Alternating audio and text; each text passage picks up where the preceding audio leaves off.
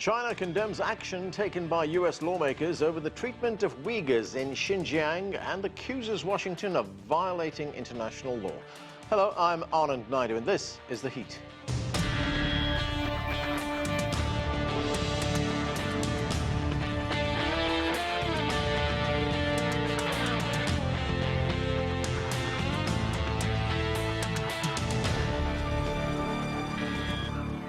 Tensions are flaring once again between Beijing and Washington after the United States House of Representatives passed a bill accusing China of violating the rights of Uyghurs and other minorities in the region.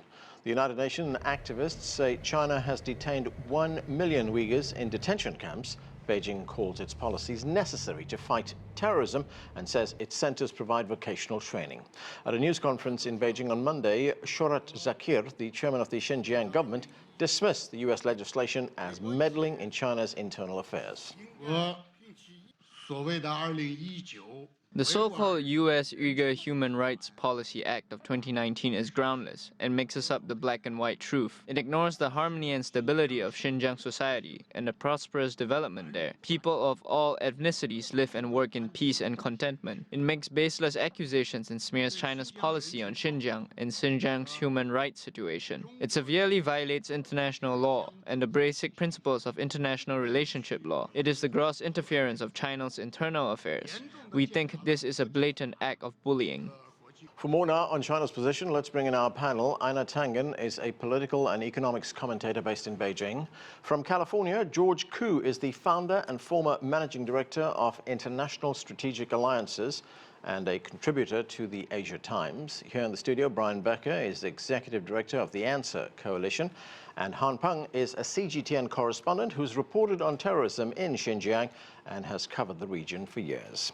Welcome to all of you to the show. Einar Tangen, let me start with you. The New York Times here in the United States published a report called the Xinjiang Papers not so long ago. It's very critical of Chinese actions in that particular part of China. The Chinese authorities have responded. They said that this report, which is based on so-called leaked documents, was fake news. What is your view on what is going on in Xinjiang right now? Well, I mean, obviously there are two sides. I mean, the U.S. side is based on this kind of political human rights idea, and you're not going to shake Westerners from that. That's this ability to make, elect people to have political freedoms to speak out what you want. And in Asia, not just China, but in Asia, it's a little bit different. Human rights tend to be more economic. It's about safe streets, economic opportunity, access to education, and the social net, and having predictable rule of law. So it's a clash between them, and unfortunately you have groups who are in between who are trying to take advantage of this.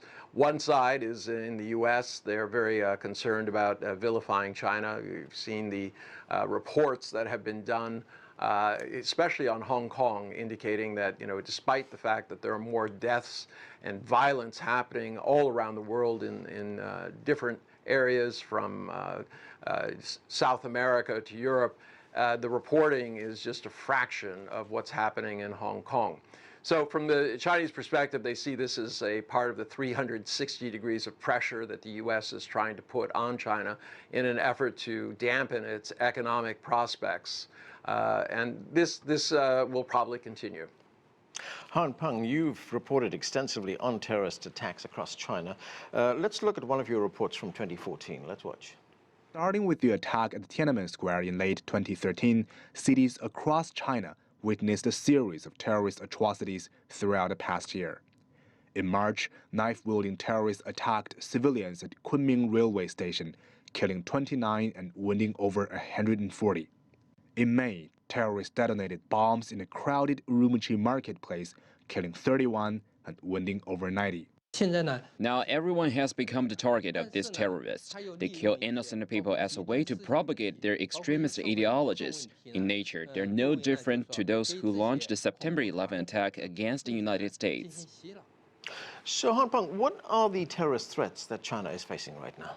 So there's been thousands of terrorist attacks in Xinjiang since 1990s, and I covered most of them between the year 2013 and 2015.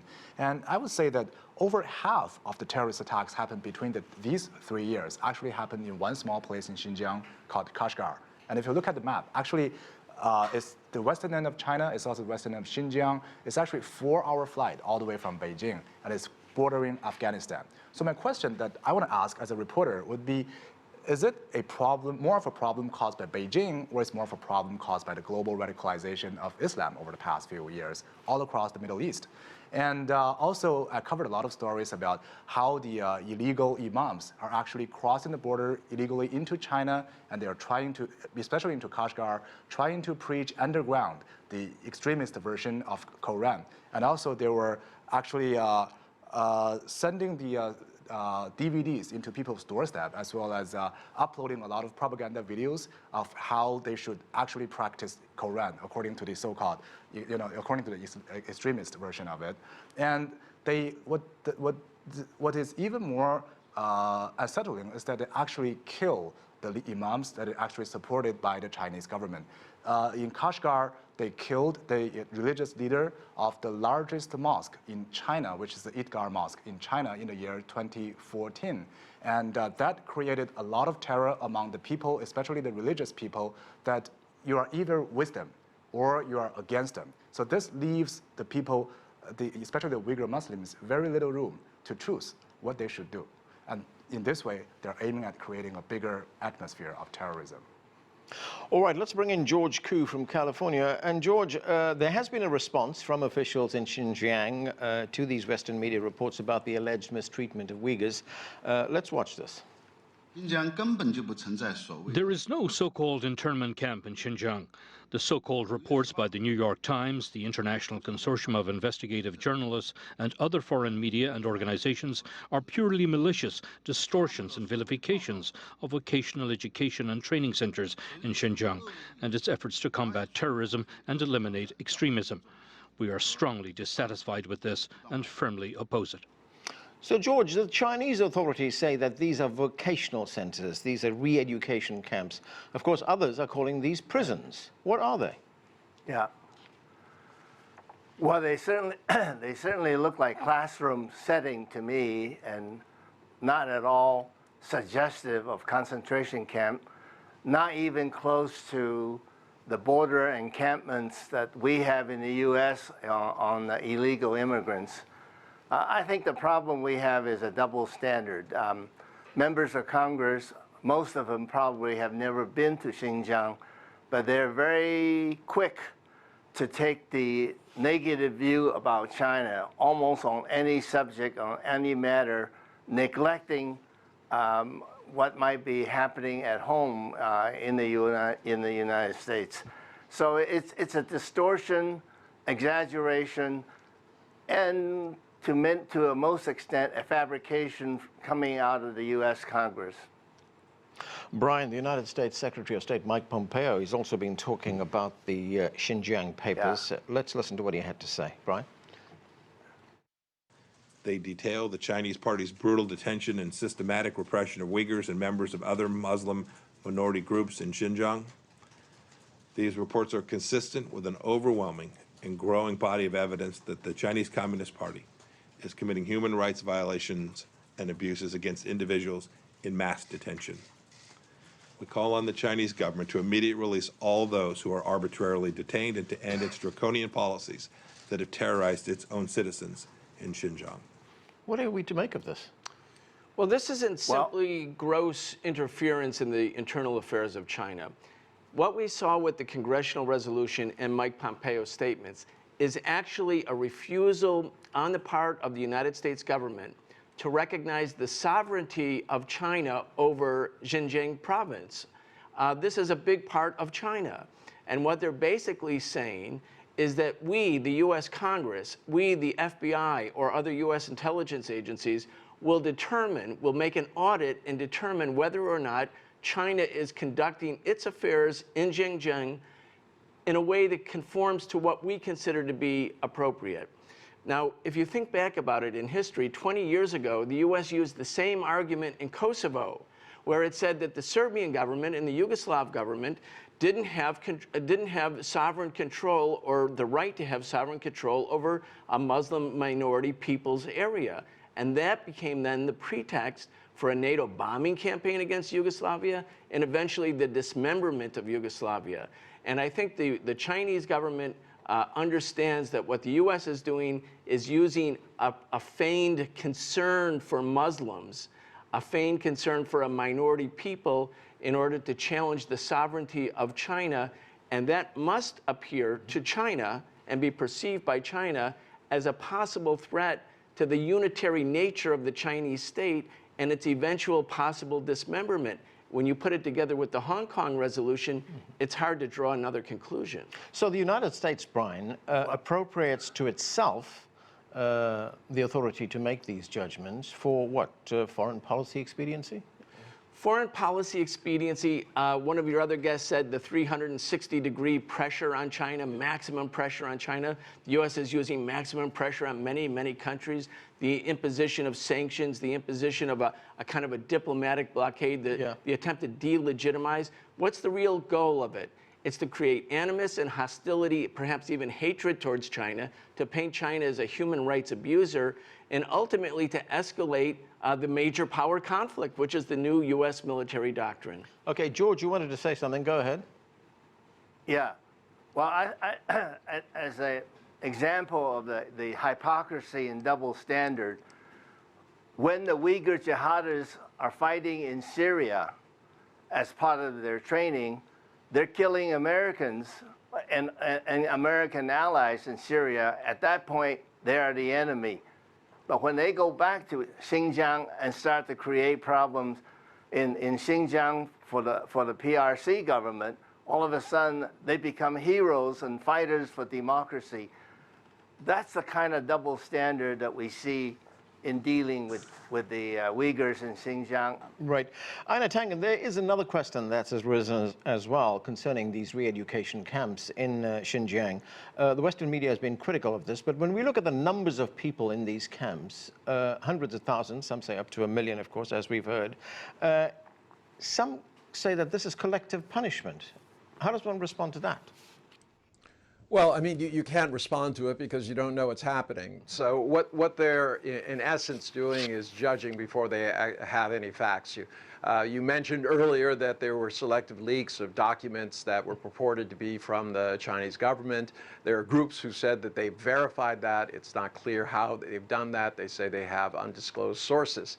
So you're in this war of words. But let's step back a second. I mean, the definition of colonialism is one where one country's policies are made in another country's capital.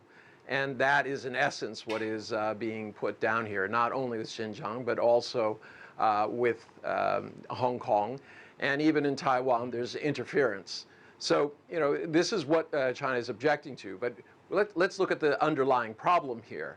The reason that China has done this is not so that they can, crush a bunch of people within their country at huge expense. What they're doing is trying to prevent a lot of these young Uyghurs who were illegally pulled out of school, who don't have the ability to speak Mandarin, who don't have any skill sets, they haven't graduated even from middle school, and try to get them back into the mainstream society. Otherwise, China would be accused of creating an apartheid society. In essence, saying, look, we'll just let these people fade into obscurity. They can only farm or work in restaurants. If that was the case, everyone would be saying, oh my goodness, China isn't doing enough. They're eradicating poverty, but they're not doing anything for the Uyghurs. So China is in a very difficult position. They see human rights as economic. They see the cure for what is radicalization as making sure that people are attached to society, that they have a role in it and hope for a better tomorrow, because they see this as the keystone of preventing any kind of radicalization. Peng, you've been to this area, you've reported on this area, and if we look at, how terrorism and where terrorism flourishes, and I'm talking generally, it normally flourishes and is a breeding ground in places which are neglected, which are poor, where people have no other means to. But if we look at this particular area, Xinjiang, It's been included in the Chinese government's massive development program for the country. Looking at some of the figures here, more than almost 2.5 million people in the area have been lifted out of poverty. So how does one explain this kind of extremism in the area? It's like, are they biting the hands who are actually feeding them, right? I would say it's that the other way around. Actually, it's just because of the poverty before. That is why there's always been a lot of terrorism threats and also the easily preach of extremism there in Xinjiang. And actually, if you look at the figures from 2016 until now, I mean, to today, there's 0 terrorist attacks there. And it's also probably the same time when Xi Jinping actually laid out this policy of eradicating poverty in China, which happened, I think, 4 or 5 years ago. So it's actually, poverty is always the breeding ground for terrorism. And Xinjiang, of course, has a strike-hard policy against terrorism, but it's not only that. There's also a lot of economic assistance from Beijing to help alleviate poverty. And also, if you look at the landscape in southern Xinjiang, where most of the terrorist attack happened, and also most of the terrorist plans have been made, actually, it's all about Gobi Desert, mountainous areas. It's a very poor area in China. And last time I went there, it was this August, 3 months ago. I did see a lot of big billboards on the street there, and which is actually a countdown of poverty alleviation deadline. It says there's only a few months to go before the local government can really finish the plan before the deadline. If not, probably some of them would take the responsibility or even be sacked by the central government. So they are under a lot of pressure, I mean the government there, under a lot of pressure to really alleviate people out of poverty. And by next year, there will be 0 poverty in China. Of course, that includes Xinjiang. So they're actually uprooting the entire breeding ground of terrorism. And actually, this is also something unprecedented in human history. If you look at a big power having 0 poverty all across the country, here in the United States, the most economically superpower, the world's biggest superpower, still has over 1/10 of the people living under poverty. Brian, that legislation, the Uyghur Human Rights Policy Act that was passed by the House of Representatives in the US Congress, has got a response from the Chinese ambassador. Let's listen to what he had to say. Some people in this country are pointing fingers at the governing party and national system of China. They are trying to rebuild the Berlin Wall between China and the United States in the economic, technological, and ideological fields. If suspicion, animosity, estrangement, and confrontation are allowed to grow without any constraint, what consequences will the two peoples and the whole world have to suffer? So, Brian, as Einar Tangen pointed out earlier, China is being subjected to, as he put it, 360-degree pressure from the United States. How do we explain this? Does it have anything to do with the trade war that's going on right now, or is general pressure to prevent the rise of another power? Yeah, I think it's the latter. Of course, the trade war has developed as a principal policy of the Trump administration, but there was a reorientation of U.S. policy. It started under Obama with the pivot to Asia announced in 2011 in Australia. Obama's thesis was the U.S. was too bogged down in Middle East wars that were going nowhere, and that the U.S. should focus its military and economic power against China, to contain China, to weaken China, to prevent China from becoming sort of a hub for global or at least regional development. And the animus and hostility towards China flows from that time on. This is a reorientation of U.S. foreign policy. It's not going to be a short-lived event. Similarly, the national security strategy announces a new doctrine, major power conflict, not the war on terrorism, as the principal priority for contingency planning and for budgeting for the Pentagon. So we see a full-scale reorientation directed against China. The Chinese say, look, this can be win-win. Our rise isn't at your expense. The U.S., because it looks at the world as an empire, says, no, if you rise, it is at our expense. If our allies or partners or proxies start to do business with you on the basis of mutual respect and equality, that's a loss for us because we want proxy forces. So what we see right now is full court press. The other guy said this is a colonial thinking by the U.S. Congress. It certainly is. But to what end? It's not to really colonize China. It's to weaken China, to deny China legitimacy in parts of China itself, both in the West, in Hong Kong, perhaps in other areas. and again to put enormous pressure on China so as China won't continue with what it has set out to do, which is bring its own people out of poverty, to rise economically, and to be a bridge builder for the rest of the world.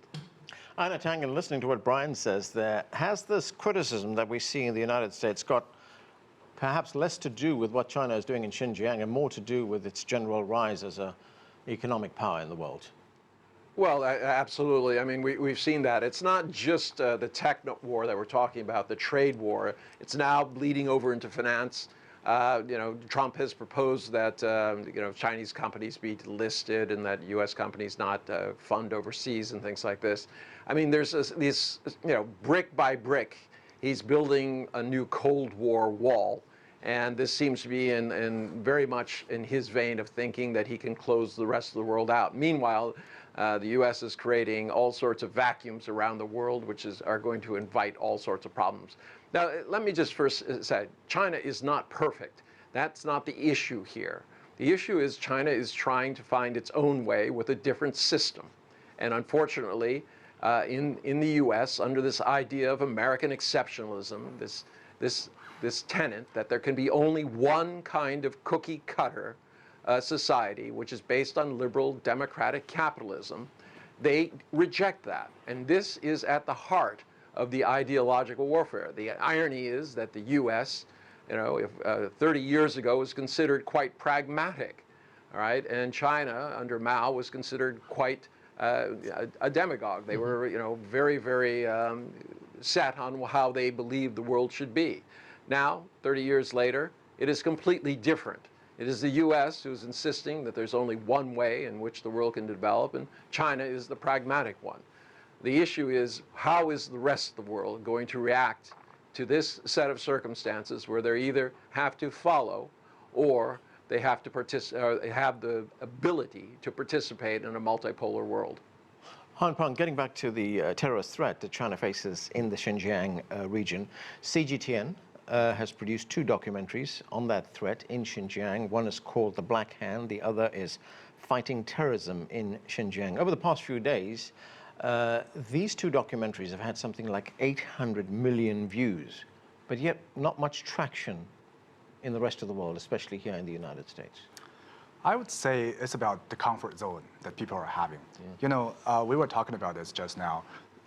People here in the United States have been educated this way to believe in the liberalism, to believe in that communism is always bad, right? In China, communism is actually a good word, but here it's becoming a bad word. So people, when they are logging into their Facebook or they're watching YouTube videos, they don't want to be challenged, when they are searching their mobile phone in their bedroom, right? They want to see something that they like.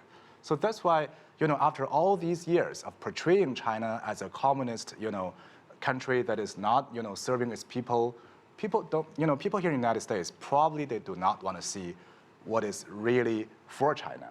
That documentary, I won't say is for China, it's actually for the truth. Because I was in Xinjiang for such a long time. And I watched that documentary, and I would say, as a professional reporter, that Han Bin, who was the one who was doing that documentary, was really professional in that documentary. George Koo, of course, China has adopted its own systems, its own strategies, its own policies to counter the terrorist threat. I mean, looking at those documentaries, one of those documentaries focuses on the use of the internet by terror groups to radicalize youth in that region and plan acts of violence. This doesn't just take place in China, it takes place in the whole region. It crosses borders, it's transnational. So how does China counter these threats if we see the kind of criticism from the United States? Well, I think it's an uphill battle because we are so dominated by the Western media, but I think China learned a big lesson from what happened in Hong Kong, because what happened in Hong Kong is a whole generation of young people that were never properly educated in terms of what it means to be Chinese, what it means to be connected to China, what it means to have their future tied to China. And I think Beijing government has decided not to repeat that mistake in Xinjiang and making sure that the young people in Xinjiang are properly educated and understood where their stakes, where their future lies. And I want to add one more point about the U.S. attitude about China. I think the Trump administration is really embarking on a lose-lose proposition, because if they have their way and they successfully decouple China and the U.S., both sides are going to lose. Both sides will end up with a much smaller economic pie as part of the total global picture. But I think the United States will be hurt a lot more, because what they have to offer to their allies are military alliances.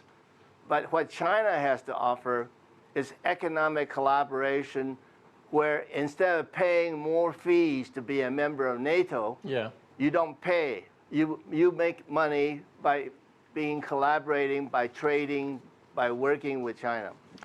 Brian, what are your thoughts on that? Is the United States being a little bit short-sighted here by passing these kinds of laws, or trying to pass these kinds of laws? Really, what kind of impact would it have? I think this will be a colossal defeat for the United States, this kind of aggressive policy. Just think of the hubris of American policy. Think about Iraq, think about Afghanistan, Libya. Did that work out well? Here, the United States always believes by flexing its muscles, by showing who's boss, by bullying, by using economic power and sanctions, that they'll humble the other side, that they'll defeat the other side, that they'll get the other side to bow before them. Now we're talking about China. China is the second greatest economic power in the world. One out of every 4 human beings in the world lives in China. This won't work. This is a fantasy. Let me just add one more point to that documentary that we were talking about.